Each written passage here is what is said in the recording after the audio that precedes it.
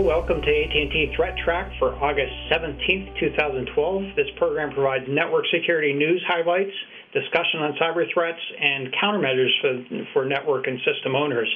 And joining us today, we have Dave Gross and John Hogoboom, both regulars on the program, and I'm Brian Rexroad.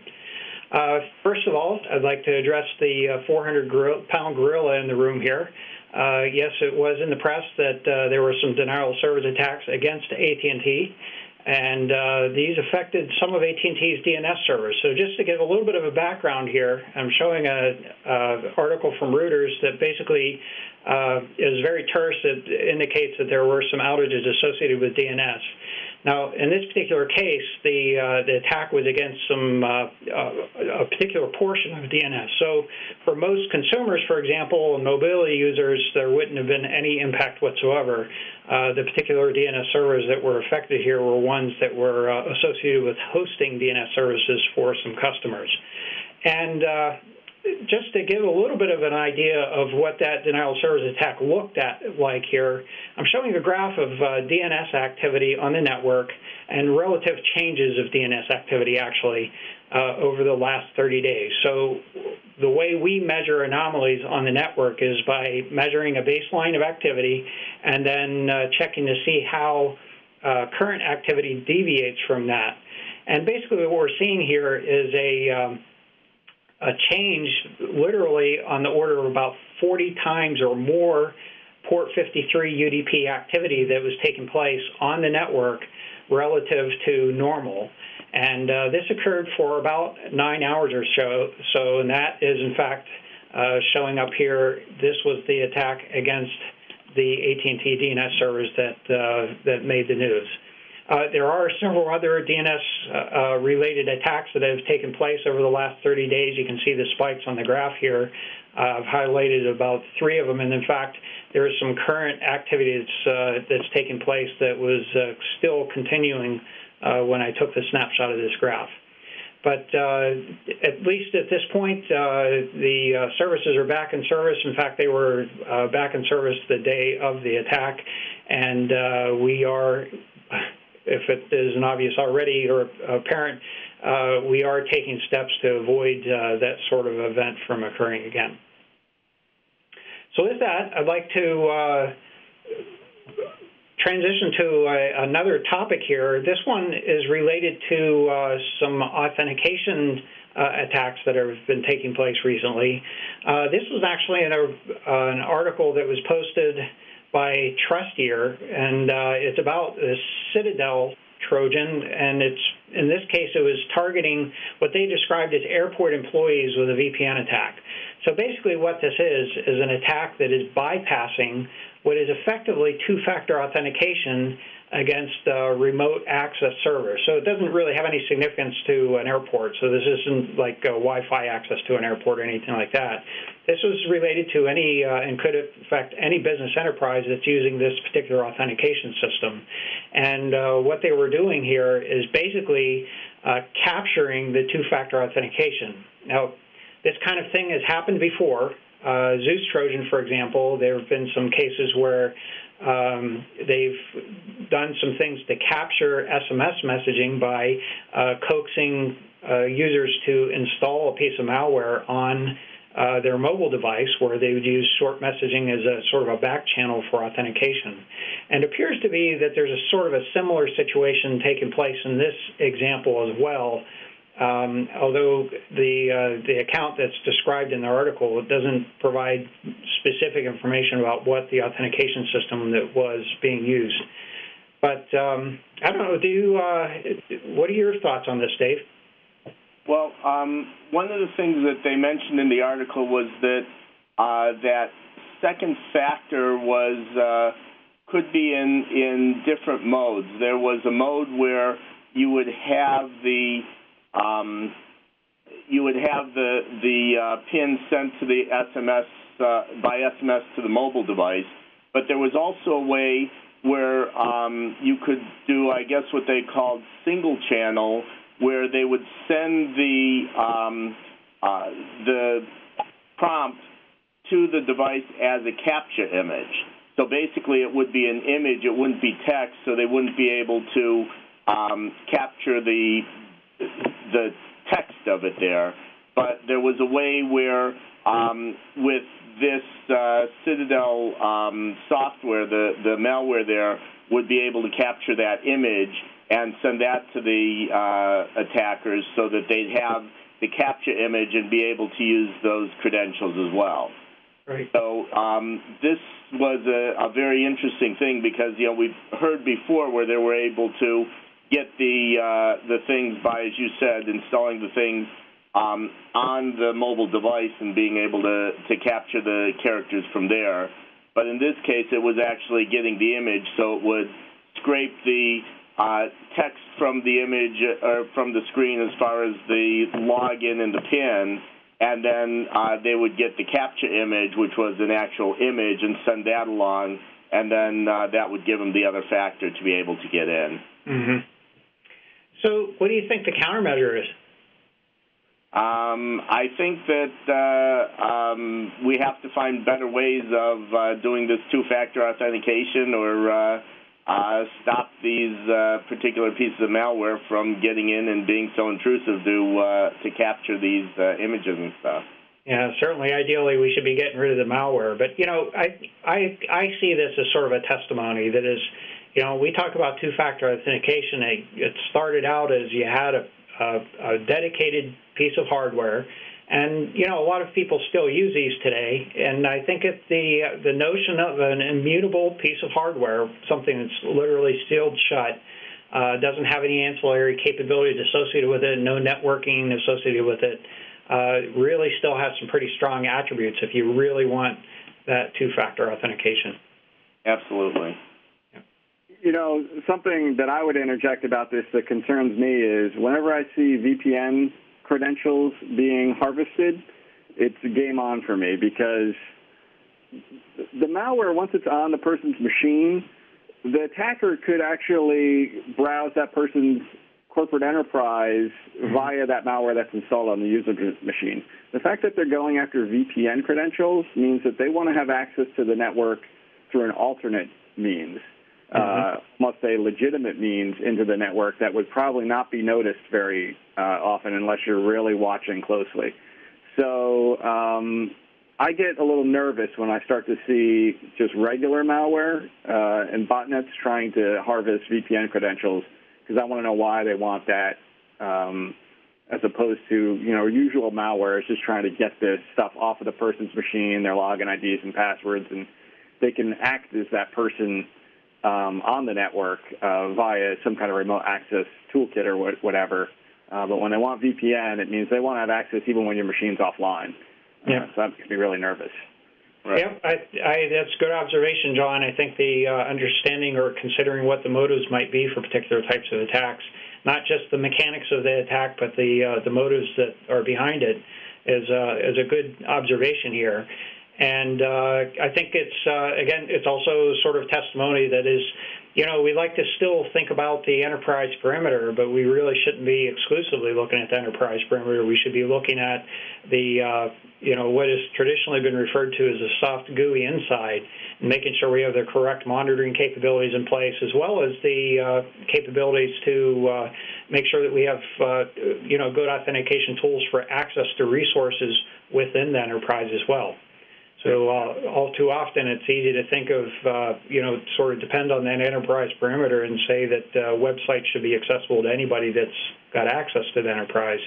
But it's probably not a very good philosophy. So with that, was it John that you were going to introduce this Pwnie thing here? Oh, yeah, sure. There's a company, a Vermont-based company, Pwnie Express. I forget actually their name. Pwnie with the acronym PWN for Pwn, which is hacker slang for own. And they have a couple of different devices that they've already been marketing, but this is a new one that they unveiled at Black Hat within the past month or so. It's called the Power Pwn. And basically what it is, it's a power strip that you could plug in, you can plug other devices into it, but it also has an embedded Linux, computer inside that allows you to, has a lot of tools already put on it for pen testing, It can act as a wireless access point, like a rogue wireless access point. It has a lot of other pen testing capabilities in it. So I guess the question here for me is, it's interesting that they've made a device like this that is in a stealthy footprint like this. If I came into my office and I saw this under my desk, I would get very nervous. But it's one of those things where they've almost basically hidden it, kind of a little bit of a spy tool in a way, because the average person might not even notice it. It has a lot of that capability in terms of you can plug it in and plug other things into it, and it acts as some other type of device, a power strip. But in reality, it's got a covert capabilities beneath the surface that you really probably aren't aware of unless you're savvy security person to know that. Yes. My view of this thing is that the format that they put it in is a pretty good teaching tool. That is, how often do organizations bring in a number of visitors from, they're escorted in perhaps, but they bring them into a conference room. Everybody's sitting around the conference room with a laptop plugged in. Somebody could drop the power strip down underneath the conference table. Others would just take it for granted that power strip perhaps belongs there, and effectively go unnoticed for quite some time before, somebody perhaps, if they're doing a good job on their enterprise analysis, picks up on the fact that there's some crazy stuff going on. So, I think this is a little questionable why they put it in this kind of format, but perhaps that was specifically the purpose as a learning tool and hopefully not to be marketed toward folks with malicious intent. Right, but I mean, if you think about it, even if you were network savvy, be able to see that there was stuff going on, then to actually track it down and find this thing, a lot of people are lucky to be even able to track it down to the right room or floor or wherever the thing is acting from. But then, normally you expect to see some sort of PC there or wireless device or something that's acting. But if you see this thing, you're probably going to glance over it and move on somewhere else. Yeah, absolutely. If you're not looking for this type of device, it would be difficult to find. And, other characteristics that, I guess, perhaps worth discussing just a bit here is how you would discover a device like this. Having regular network discovery scanning activities going on is one possible way that, it's not going to show up as a authorized device, but it certainly is going to, or I would at least expect that it's going to have some sort of response. It's got to have an address assigned to it for it to work. So somehow it's got that address. It would be in the DHCP logs, but wouldn't necessarily respond as you would expect normal devices to respond as a part of a network scan. All right. Well, one of the things I would check, although I haven't looked into this particular device, but if there's anything unique about the vendor ID of the MAC address, that would be something that, if it's unusual or specific to this kind of device, I would probably instrument in my security analysis of our switches and whatnot when we see devices connect to the network and provide their MAC address. If it's one of these, that would be something that would trigger an alarm to me if it's not expected to be on the network. Yep. Good point. Okay, so let's take a quick look at some of the Internet activity that's taken place over the last week or so here.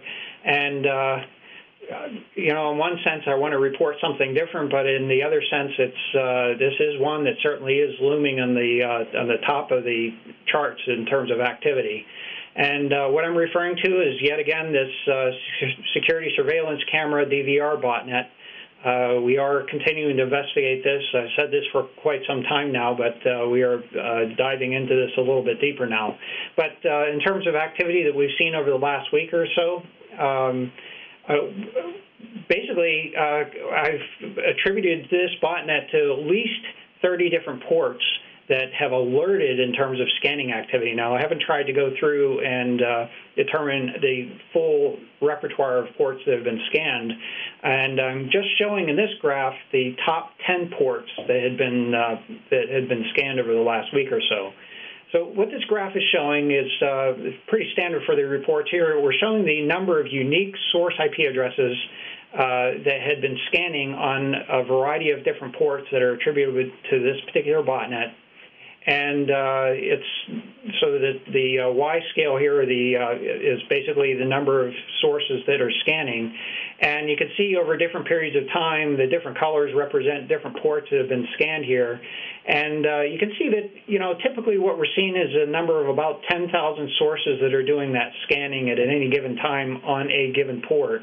And there was one short spike that exceeded about 15,000, about 15,500 or so sources that were scanning on a particular port, and I believe that was port 10,000. I'm not sure why that particular one got special attention here.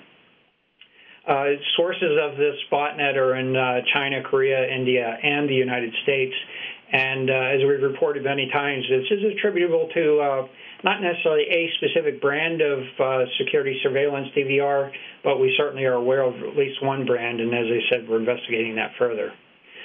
So we know that there are at least 15,000 sources or infected devices as a part of this botnet. I suspect it's actually quite a bit larger than that, because if we were to look at a sort of a combined view of this, there are suggestions that it's at least 20,000 in terms of strength. Now, if we look at basically the same data with an exception here, I'll explain in a moment, but what we're looking at in this graph is basically the number of flows or the number of probes that are associated with that scanning activity. And in this case, I chose to do it in a cumulative sense. That is, for any given amount of time, what we're looking at is the most amount of probes that are coming out of this collective sources associated with this botnet. Now, what I did is I deleted port 8080 from the list of the top 10 that were graphed here. The reason why is because there's continuous other scanning activity not associated with this botnet on port 8080, whereas most of this other scanning activity is pretty much exclusive to this botnet. And you can see, again, spikes of activity that have taken place. And incidentally, I should point out that notice how the activity seems to be concentrated in the last week here. That's not because this botnet's just been active or more concentrated in terms of activity this last week. It's just that in the analysis that I did for this program, I was focusing on ports that were active this week, whereas there are probably a number of other different ports that have been active in previous weeks, and there happen to be some overlap in terms of ports. There are certain ports that they're more interested in others. One that I'll point out here, actually, it shows to be the dark blue, which is port 8009, where there seem to be 1, 2, 3, 4, at least 4 spikes in activity on that particular port. So with that, let's go ahead and take a look at the most probed ports for the last week. Now, this is the looking at it in terms of the most probes that we've observed. There are some typical ones that we've seen: port 3306 TCP, port 53 UDP. There's been scanning activity. This, in fact, maybe this port 53 activity may be, in fact, associated with some denial of services activity, or at least looking for DNS servers associated with DNS amplification attacks. Port 22 TCP, no surprise there, and port 3389. TCP, no surprise there, as well as 1433 TCP and 445 TCP. And there are some other ports here that appear to be associated with P2P activity that are not considered to be security threats. And as I reported, I think last time, this has been a couple weeks now, but the other category has grown partly because of that botnet that we had just been talking about that is scanning on many other ports.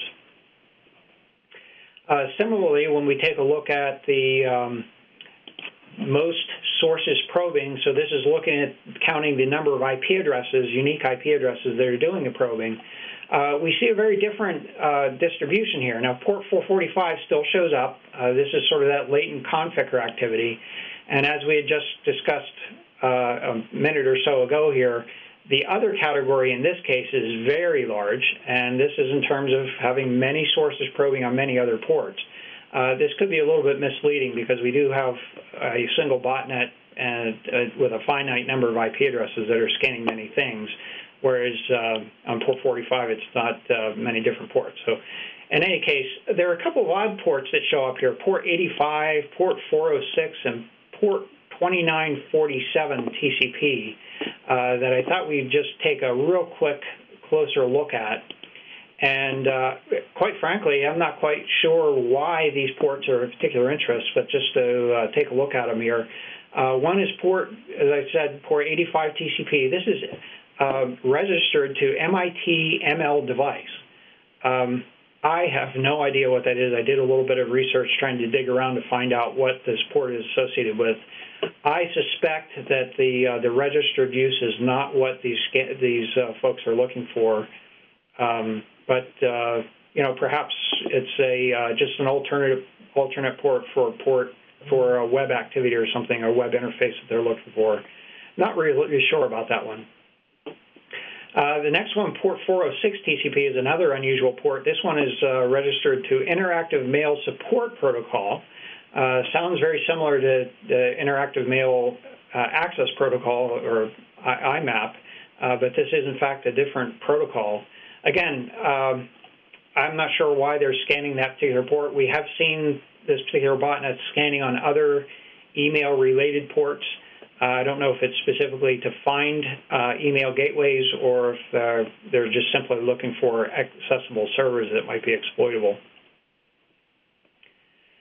And then the next one here is port 2947. This was a new one for me as well, and this one is associated with an application called GPSD. So effectively, if I understand this correctly, this is actually a service port for accessing locality information for a GPS.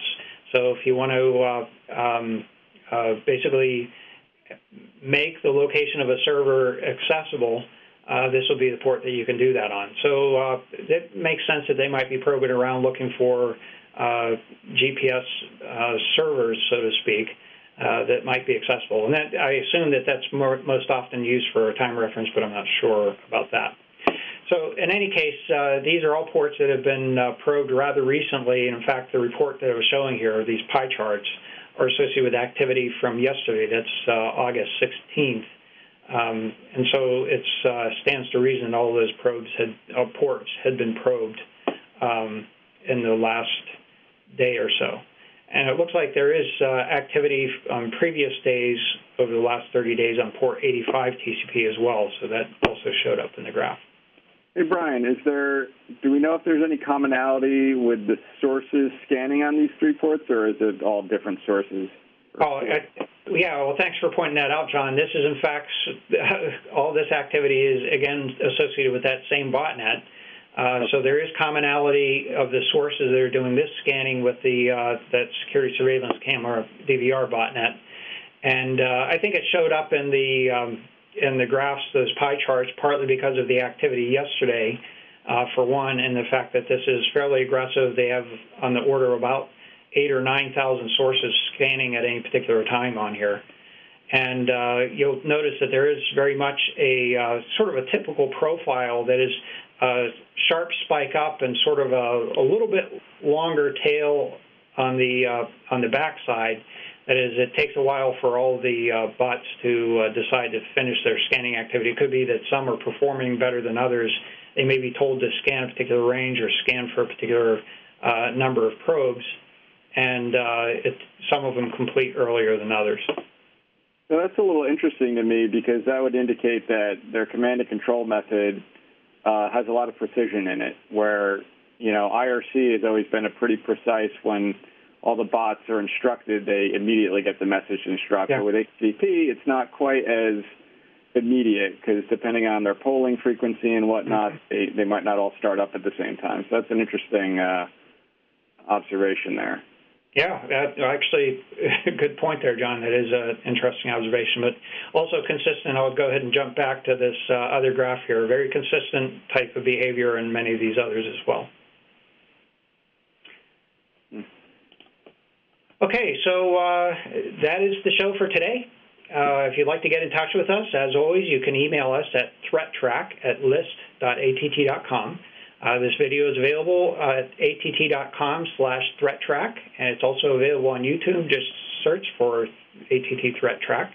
And it's also available on audio versions, available from iTunes and FeedBurners. Again, search for ThreatTraq. And clearly, thank you for joining us today. And thank you, John and Dave, for joining the program today. I'm Brian Rexroad. We'll be back next week with another AT&T ThreatTraq. Until then, keep your network safe.